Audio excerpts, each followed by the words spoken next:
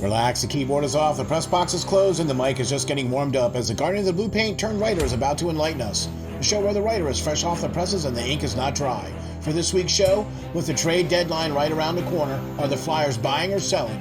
Welcome to the Hockey Writers Ink. Join Lance and Steel as we bring you all the latest on the Flyers.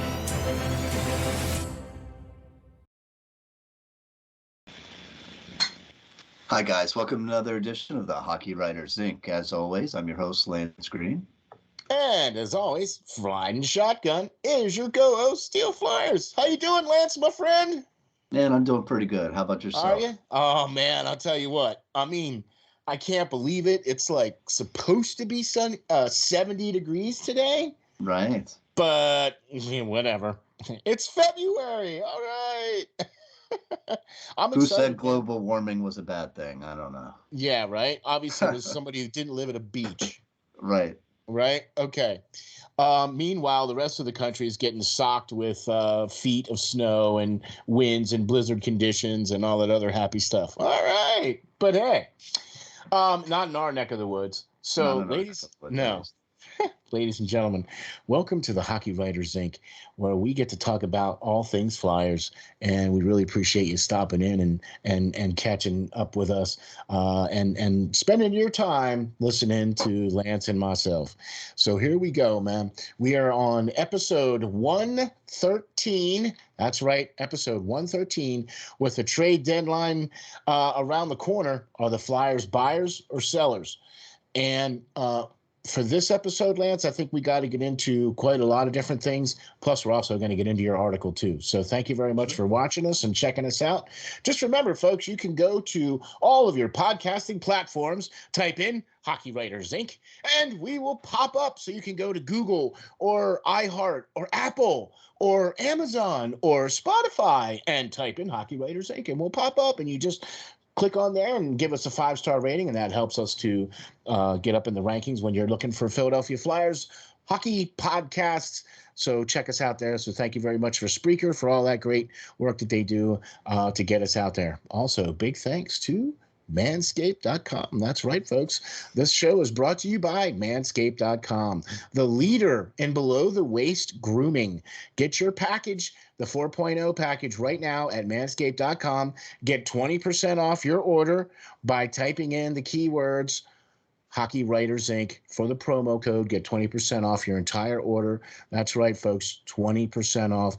Thank you very much for Manscaped for sponsoring the show. We're going to get right into it. So here we go. All right, Lance. Lance, you posted an article here just a couple of days ago, and it broached that subject, right? That subject of, hey, this team is going to need some free agent look here in the summer, and there's going to need to be some things that are going to need to be taken care of at the trade deadline, which we're going to get into in that as well, too. But I want to talk about this article because there's some things that the Flyers need to do at the trade deadline, but there's also the big picture. Do you know what I'm saying? And I think that this article that you wrote really helps to point out the lack of planning that the Flyers have in the big picture. And it's something that I'm hoping that the new CEO can embrace and get behind. You know what I'm saying?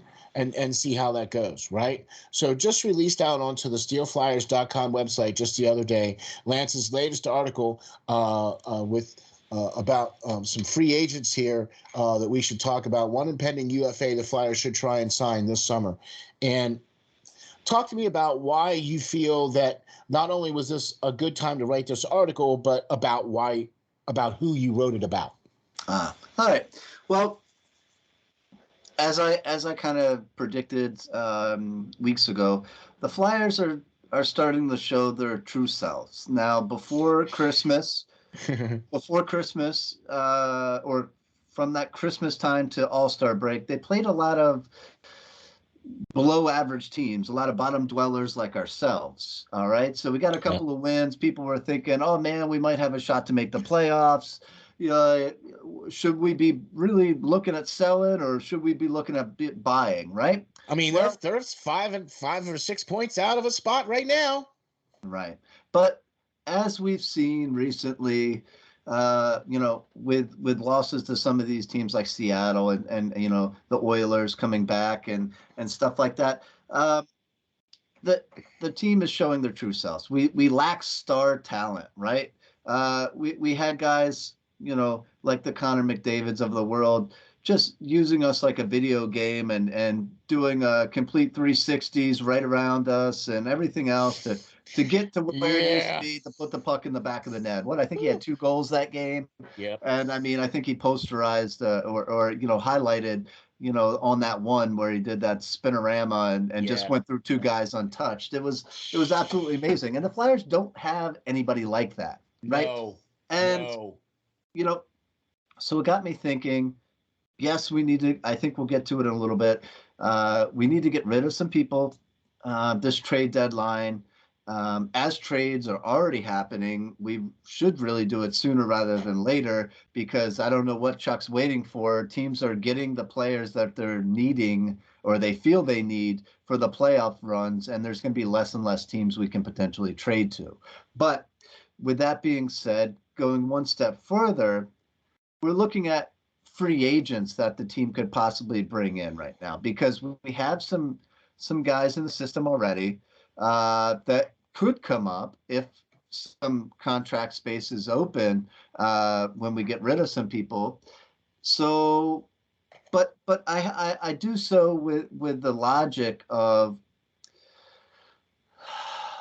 the team is not going to go out. So many writers, and I've seen some articles about, hey, the Flyers should go after Dylan Larkin of the Detroit, Red Wings, and he's 26 years old, he's a center, or they should go after, some of the other big name free agents like Boston has out there with Pasternak and stuff like that. Okay, well that all sounds well and good. Okay, Just like we were trying to get Johnny Hockey. Right, right. But guess what? He didn't really come because the team, for one, didn't have the cap space, which they still don't, even with JVR leaving.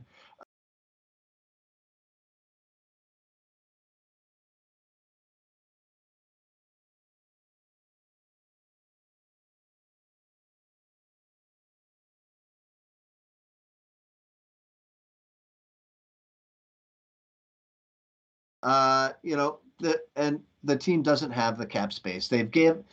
He's given away, and I get to it in a lot in the article. Um, you know, the GM here is just horrible. I don't know why he still has a job, but Uncle Chuck, has screwed us over for the time being and for the potential future as well with contracts to Sean Couturier for years on years on years and Kevin Hayes, making over 7 million, Couturier making Sanheim. over 7 million, Sanheim now being paid $6+ million for the next darn near decade. Ristolainen being paid $5+ million. Farabee being played over $5 million when he should have probably be making a bridge deal of maybe three, something like that. Yeah. There's so many, and Ryan Ellis trade, which has us still being on the hook of, paying him $6.5 million. 6.25 million for the next, amount of years. There's just no money to really go around. So I got to thinking on who we could potentially bring in that would help the team now as next season, and then moving forward from that. And one player that may be a little controversial because people might not like his style or his way of playing right now because he doesn't play for the Flyers. But you would if he was playing for the Flyers. Was playing for the Flyers and putting up the kind of points he is Michael Bunting. Yeah. And he plays for Toronto Maple Leafs, right? He makes roughly under $1 million a year right now. Okay, he was a pick of the Arizona Coyotes. He kind of had one good season there where he showed a little promise, and then he hit free agency. He's a bit of a late bloomer. And then Toronto snatched him up. And, right now he's 27 years old. He's only making $900 some thousand. He's a left wing playing on the top line with some pretty darn amazing people in Austin Matthews and William Nylander, right? Right. And they just picked up O'Reilly from St. Louis, Well, right? they're going to have to pay him now too, right? Right. So he's playing on a line with Matthews and Nylander right now. Last season, he was potential to be Rookie of the Year, as like I said, he was a late bloomer coming into the NHL. Okay.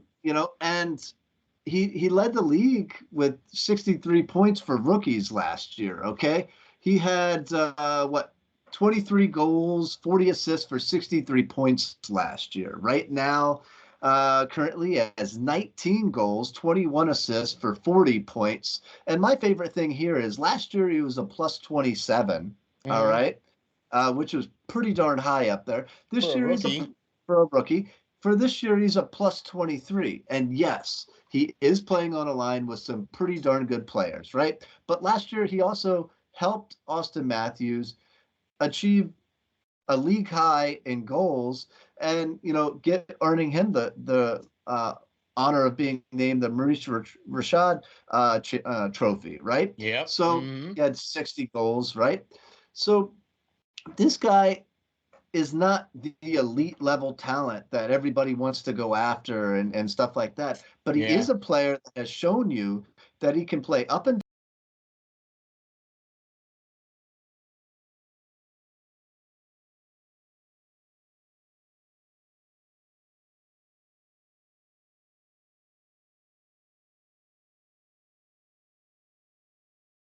down the lineup and be successful, right? He is a player when placed with amazing talent, he can perform. All right. He's not just living off of Austin Matthews. He's putting in goals himself. He's able to skate with those high-end talent players and give them the puck to set them up. Yeah. All right. And do so and be defensively sound at the same time. Wow. So, that is why I kind of suggested this guy, because he is a guy that could help next year with the players that are in place here and offer more offense for the Flyers, who are god awful again this year in the scheme of things for goal totals for the season.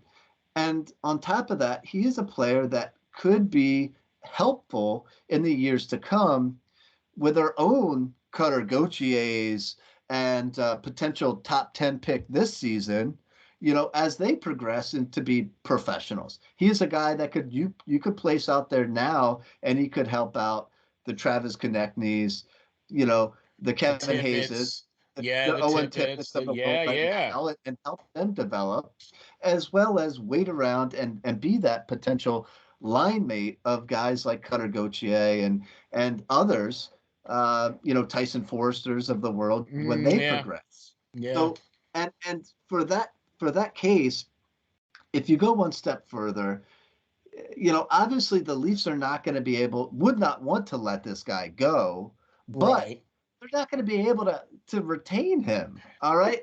Right now. Not a third list of guys that they've got. God, no. He's making 950 this year, right? But he's going to be on the outside looking in, I think. Well, he's an unrestricted free agent this year. But the Leafs have a substantial amount of money that they already have paid out to just a few players, right? They already have 49% of their cap just wrapped up in 4 forwards. All right? That's Austin Matthews, Mitch Marner, John Tavares, and Nylander, right? So you didn't even add in O'Reilly. Not even O'Reilly yet, and they already have 49% of their cap space. And then they just went out and traded with St. Louis to get another center and a captain in Ryan O'Reilly, who they went out and gave a good chunk of change up for prospect-wise, as well as draft prospect-wise selection to be able to go get. So do you think do you think they really are going to go out and spend all that to get Ryan O'Reilly just to let him go at the end of the season? Maybe they give away a 3rd-round draft pick for a guy that, but not a first and a second and a couple prospects here and there. Like, I don't see them giving up that. And on top of all that, they got 11 forwards, 11 players, I'm sorry, 11 roster players total that they're now going to have to re-sign or find another player to fill that spot next season. So to think that they have enough money to allocate to Bunting to bring him back next season is a Probably, farce. yeah. It's a farce. It's not going to happen. And you know what though? I here's what I want to. Who's the general manager of Toronto right now? Well, Okay, because look, uh, no matter what you want to say, yeah, he's definitely building for the team to win right now with this O'Reilly trade. Do you know what I'm saying? But they were able to have the capital to do so. You see, that's the thing that the Flyers lack. Not only do they lack depth in scoring, but they lack depth in defense. They lack depth in goal. Okay, they can't score a power play goal to save their lives, right? And they're lacking depth in this department as well too. Do you know where these guys are the kind of guys that you need to be bringing into your team to make your team better? You know what I mean? Instead of trying to go out for these Larkins and Johnny Hockeys. Look, Johnny Hockey would have been great. I'd have loved to seen him play in orange and black, but that just wasn't going to be the case because of what Chuck has done to this point. We don't. The Flyers don't have the freedoms. The Flyers don't have the cap space. The Flyers don't have the draft capital. The Flyers don't even have anybody to offer to trade. Seriously. Okay. I'm thinking that's why Chuck gave Sanheim and all these guys these bloated contracts was to make it look like they would be more potential trade bait for other teams because they were making more money or they thought they were higher end players or I mean I don't know what's going on but I don't know what he's thinking, honestly, with all the mistakes he's made. I don't know why he still has a job, and you look at, you mentioned Kyle Dubas or whatever for Toronto, the GM. He's making these trades to win now because he has a playoff team finally in Toronto, and we all know that they've struggled to really make the playoffs and do anything for quite some time. yeah. And he's trying to win it all right now. So he's in a total different spot than the Flyers right now. But at the True. same time, like you said, the Flyers aren't set up like other teams are who are struggling right now to benefit themselves. And you look at a team like Chicago, who's struggling, right? They're going through a rebuild. They have a lot of veterans that are gonna depart and are getting older, long in the tooth. Their Stanley Cup runs and that dynasty is ending. So Yeah. they're trying to rebuild. Yeah. And they've just made a couple of trades recently to go out and really better themselves and acquire draft picks to do so. Um, multiple picks where, they went out and they acquired a second round pick and a fourth round pick for acquiring a player that Ottawa didn't really want anymore. Yeah. Right. Yeah. So they took on a bad contract and they've gotten draft picks for doing so.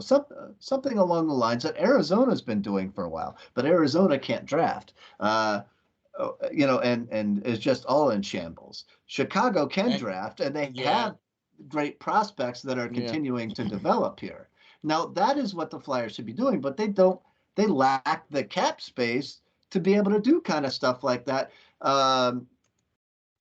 Like the Blackhawks did. So, Or even the trade fodder. Like, really, who really wants to pick up the Travis Sanheim? Who really wants to pick up the Ristolainen? Who really wants to pick up those contracts? I mean, they're so beyond anything that the Flyers could do with any of that there's no they would have to give up stuff for people to take them. yeah. I mean, Well, that's been Chuck's MO since he's gotten here. He's given up way more than what he needs to in order for people to take players and contracts from us. yeah. I mean, you overpay guys so that nobody wants them. You you have no cap space to bring in free agents to better your team. You don't have draft picks because you gave them away for guys like a defenseman and Ristolainen, who's a career minus 170 for his career, which make no sense. Now you look at, like I was saying, like the Blackhawks, they have cap space. They've been able to get rid of players and gain draft picks. I mean, you look at it, the next two seasons, the next two drafts, they have 4 first-round draft picks. They have 3 seconds this year. They have 2 seconds next year. They have 2 thirds this year. They have 2 thirds next year. That is going to get you some quality players in your system. All right. Not to mention whatever they get for Kane. Right.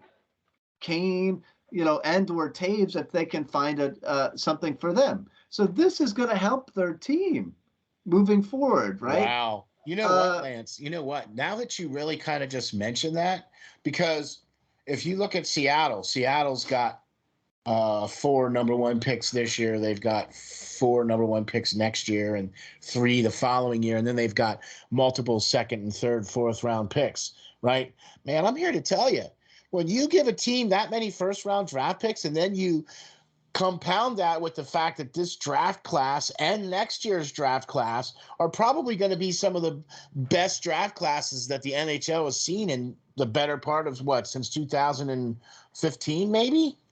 Right. Yeah. Seattle's got 3 seconds this year. I mean, you're going to be able to get some quality people there. And, I didn't like their initial draft to start out. I would have picked some other players for sure. But, I think they know what they're doing now. They're That's winning Ron games. Francis up there, buddy. Ron Francis won a lot of games. He scored a lot of points, right, in his career. He's one of the most underrated players probably in NHL history. Oh, yeah, I agree. For all that he's, accomplished in his career. But now he's proven to be a pretty good GM. He's setting themselves up for the future.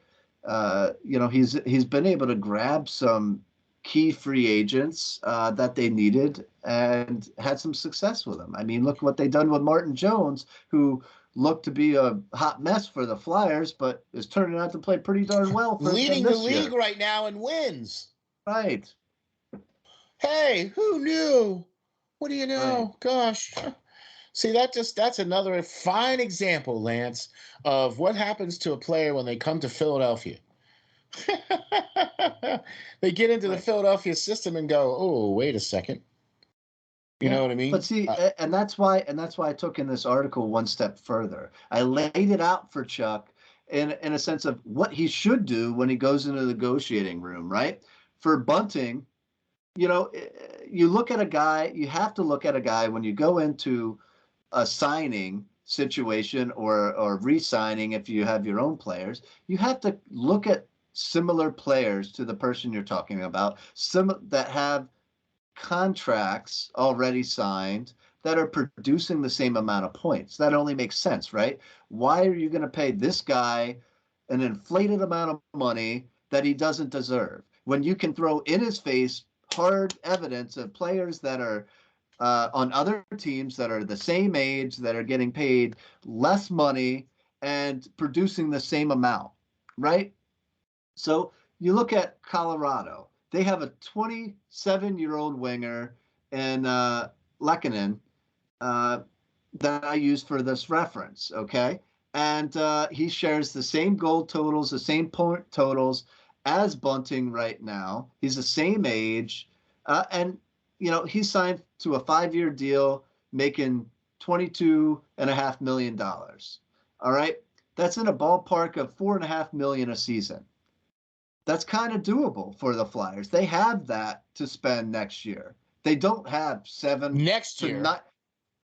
They don't have $9 million like Dylan Larkin wants for a new contract. They don't have that. Yeah, no, Not when you need to get a solid number 2 goaltender. You need more depth in scoring. You need some help in the defense. I mean, there's too many holes and gaps in this team, and so very little money left that if you do go out and spend that money on a player like this, that's kind of, you know what I mean? That's all you're going to get. You know what I'm saying? So I don't know. Yeah. I don't know. I don't know. Yeah. All right. So with that being said, let's take a break from this and leave you with a message that we want to give you from Manscaped, right? Since they are, supporting us and giving you these offers here. So support for the Hockey Writers Inc. is brought to you by Manscaped, who is the best in men's below-the-waist grooming. Their products are precision-engineered tools for your family jewels. Manscaped's Performance Package, the ultimate man's hygiene bundle. Join over 7 million men worldwide who trust Manscaped with this exclusive offer for you. 20% off and free worldwide shipping with the code Hockey Writers Inc. at manscaped.com. If my math is correct, that's about 14 million balls, Steel. Speaking of balls, we're talking about the Performance Package 4.0 has arrived, and oh man, is it a game changer. Inside this package, you will find the Lawnmower 4.0 trimmer right here. Check this out. Look, it's got a light on it, an LED 4000 LED light on it. It fits in my hand really nicely. I'm a pretty big guy, and as you can see, it fits in my hand real nice.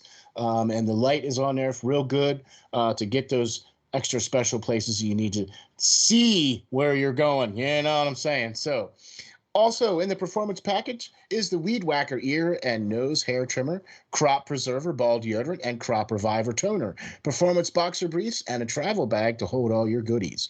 First off, the Lawnmower 4.0. This trimmer is the future of grooming and, dare I say, the greatest ball trimmer ever. The fourth generation trimmer features cutting-edge ceramic blade, and if you look at it, you can see the ceramic blade right here, man. It's really awesome.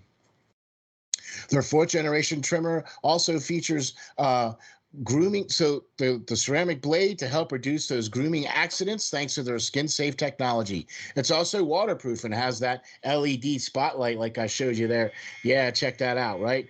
So because this trimmer is waterproof, you can say goodbye to the mess on the bathroom floor. You thought that was good, but want to take your grooming even to the next level? How about the Performance Package 4.0 also includes the Weed Whacker nose and ear hair trimmer. The Weed Whacker is also waterproof, provides proprietary skin-safe technology, and helps reduce nicks, snags, and tugs in those delicate nose holes. The Crop Preserver Ball Deodorant and Crop Reviver Ball Toner will change the way you approach your hygiene routine. Trust me when I say this, fellas, your balls will thank you. Manscaped even threw in 2 free gifts in their Performance Package 4.0, the Manscaped Boxers and the Shed Travel Bag. Bring your comfort and boxers to another level. It's time to take care of yourself, so go to manscaped.com, get 20% off plus free shipping with the code Hockey Writers Inc., all one word. Just remember, folks, get 20% off free shipping with the code Hockey Writers Inc. at manscaped.com. That's 20% off with free shipping all over the world. Just enter the promo code Hockey Writers Inc., all one word. Unlock your confidence and always use the right tools for the job with Manscaped. All right. All right. So thank you, Manscaped, for the support there. I really appreciate that. All right, Lance. Here we go. It's the trade deadline is coming up, right? We got just a few short weeks here. It's right around the corner on the 3rd. Right. Okay. And we've already talked about, we think that the Flyers need to do some things as far as UFA, free agencies and stuff like that in the summertime. But I really want to know what your thoughts are on what the Flyers are going to do for the trade deadline, because it appears that although we have a new CEO, we still have the same general manager, the same scouting, the same everything else. So your thoughts on the trade deadline? Are they buyers or sellers, and what's going on? They've got to be sellers. Yeah. I think as the season progresses, and as I previously said, we're playing a lot harder opponents right now. We got Tampa, we got Carolina, we've played Seattle, the Oilers. We're playing playoff teams right now, and we're really going to get shown what we are if we haven't already. Yeah. And we're going to be a top 10 pick team. We're going to be bottom, and that's what we are. We haven't progressed like New Jersey. If anything, we've stayed the same or gotten worse. Yeah. I like our coaching. I like our systems, but we lack the talent that it's going to take. Yeah. And the depth. Yeah. And the depth. We have no depth. We have guys that should be third or fourth line players playing top 6 minutes. And it shows. It shows that, while guys are going out there and trying their absolute best, with like Noah Cates and all that stuff, who's been great, and, Tippett, like you mentioned before, and those guys are progressing, but they're not top 6 players. Morgan Frost is not a top 6 player. He does not need to be doing that. So sell tradable assets. All right.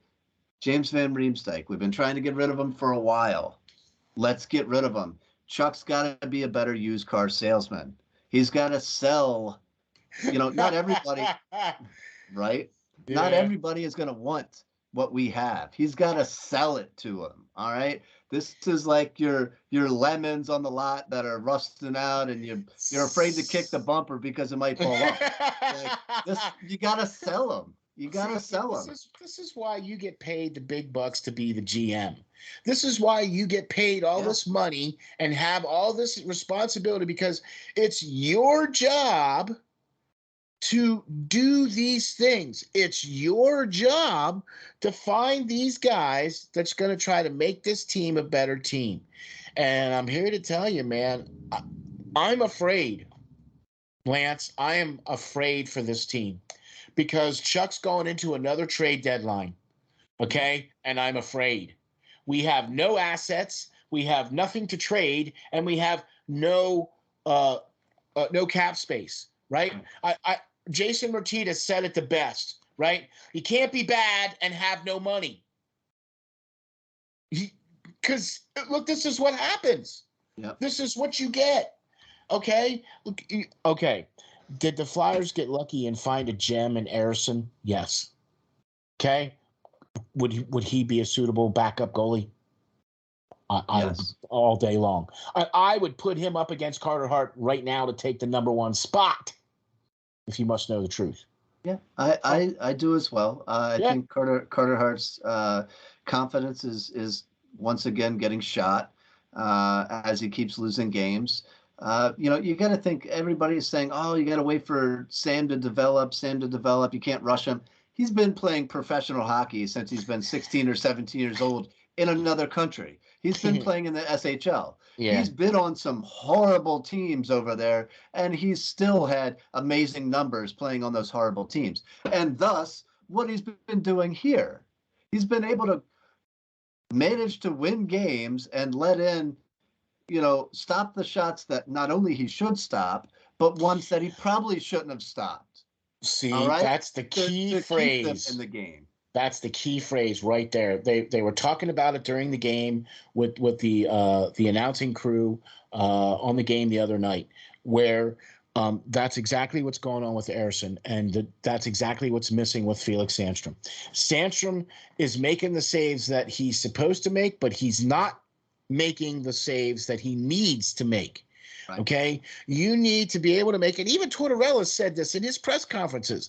Look, you need to make that 2 or 3 saves during the game that keep your team at. Look, I don't care if it's 6-6. I don't care, right? If you're still playing good and you're still making the stops, and those goals were all, well-earned goals, I'm still trusting you. I'm still going with you. But I need you to make that save when the team is up by a goal, and it's down to the last 30-odd seconds of the game, and they're on a rush. I need you to make that left-hand larceny. I need you to stick that pad out and make that save.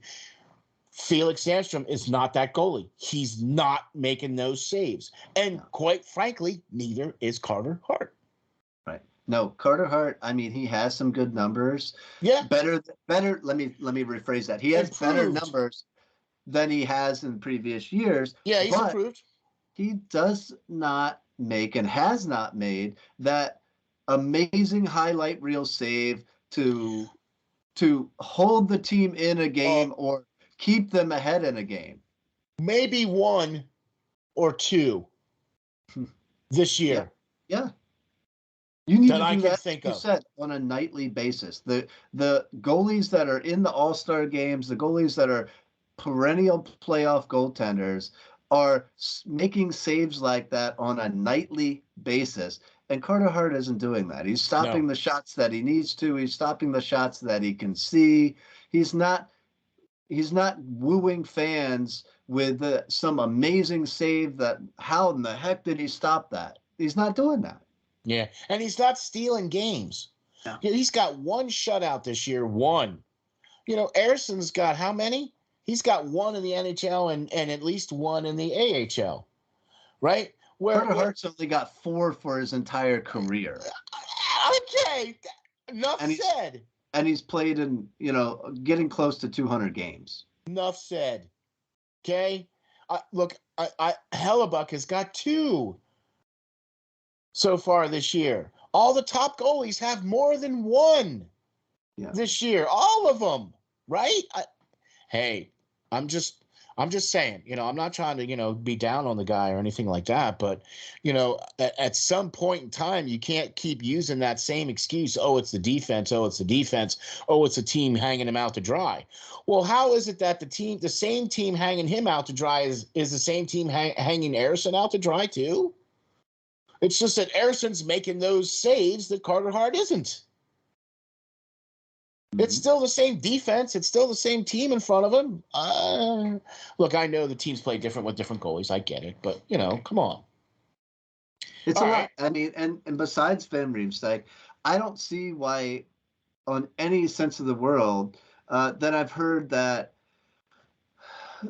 Chuck Fletcher's reluctant to trade Nick Seeler. Why? Do you see him as a game-changing Why would prospect? you? No. Why would you not? If somebody's calling about Nick Seeler and you can get an asset for him Buy. for the future, do it.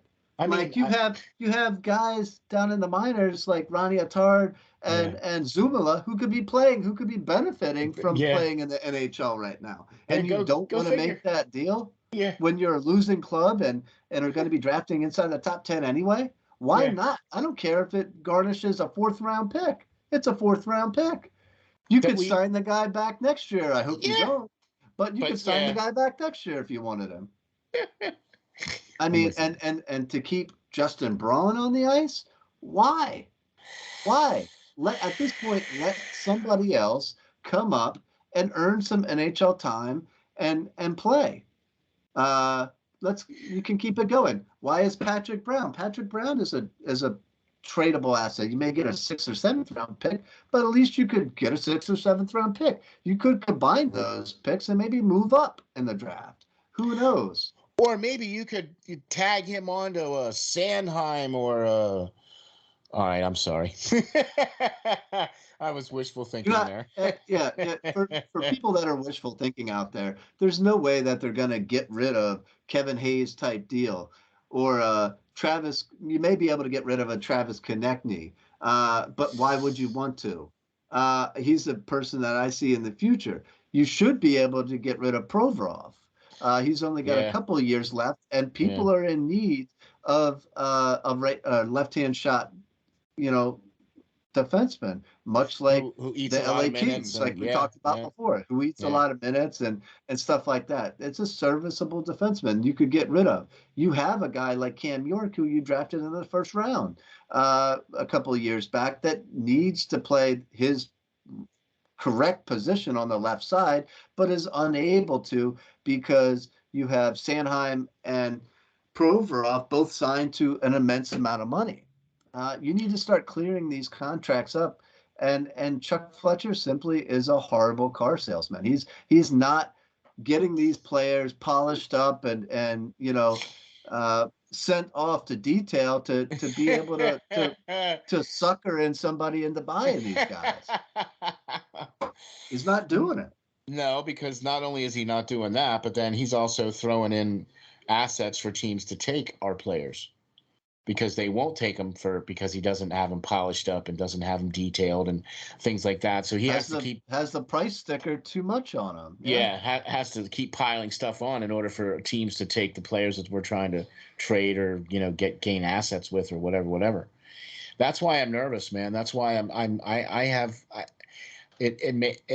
sad that we still have the same administration going into this trade deadline again. Okay, here we are now, and how many more of these are they going to have to suffer through before somebody says something or before something is done? Okay, because at some point in time, you're going to have not just look, when there's nobody coming to the games, then what? When the sponsors are pulling out, because you can't put butts in the seats. Well, then now what? You know what I mean? That's kind of where they're, you keep going down the same road. That's why I'm hoping that this new CEO is going to be more of an impassioned type of I don't need him necessarily to be hands-on. I just need him to be impassioned. I need him to be somebody who's going to be looking out for the best interest of the team instead of the best interest of the company. Does that make sense? It does, yeah. But that's the problem, though, because his job is CEO of Comcast Spectacor and Entertainment, that just so happens to own the Flyers. So his first priority is going to be to the stakeholders and the board of trustees for Comcast first. Then the Flyers is going to be second. Right? Because that's the way it's set up, because he's the CEO of Comcast Spectacor and Entertainment. And that's the conglomeration that owns the Flyers. So that's how that all works. So I agree with you, Lance. I think this team needs to be sellers. I think they need to drop as many of these contracts even if they could trade Ellis to Arizona just so they could get to the ceiling. Like that's what they did with the Shea Weber thing. Right? Shea Weber's never going to play, but he still owed his contract.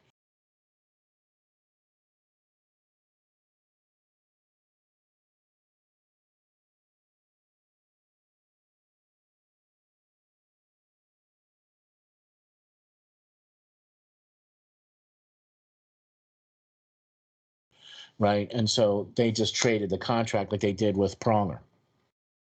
You know what I mean? So they did the same thing with Shea Weber. Well, why can't you have Gary Bateman say, hey, Arizona will take your contract.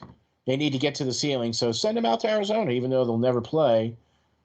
I mean, you got to do something with this Ellis thing, because you can't have this hanging over your head, right? Yeah. You can't. You either have to waive the guy, buy him out, or something, because you can't keep paying this guy for the next however many years, and he's never going to play. Right. And I have a sad, sad feeling that we're going to be saying the same thing about Couturier. Because very true. He's been hurt multiple times now. You just signed him to some huge deal with non-movement clauses. It doesn't look good. It doesn't look good at all. But good luck getting Arizona to take that contract, because they just took on Shea Weber's contract because Vegas sold it to him. Mm-hmm. So, in order for them to be able to get, like Chicago did, that I stated before, they got a draft pick out of it. They took on some bad salary so that they could get another draft eligible player in the mix and try to develop their own talent. I mean, could you imagine it? Could you imagine the mess that's down there in Arizona? I mean, gosh, I don't think I'd want to do that. Well, I mean, at this point, it's just a wee bit worse than what mess the Flyers are. Just a wee bit. Yeah, just a wee bit. Yeah.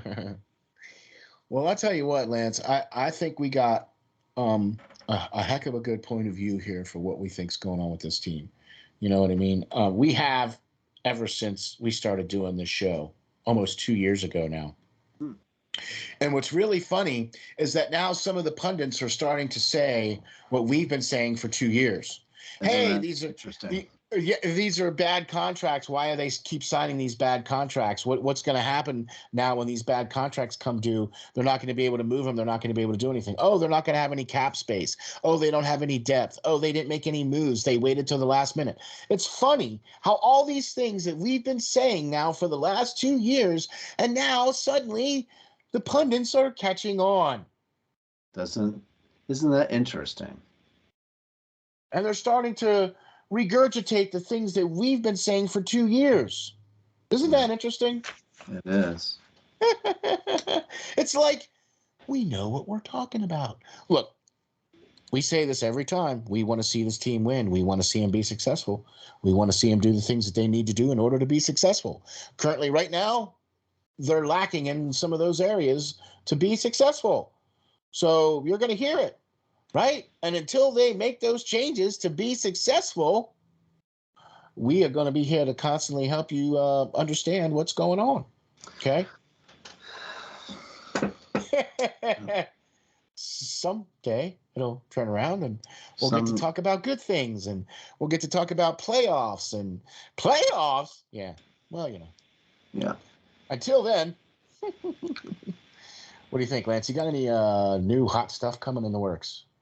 I have a notepad full of some ideas. I need to rifle through and pick what to write on next. That's there for you sure. go. There you go. It's always good to have some choices, right?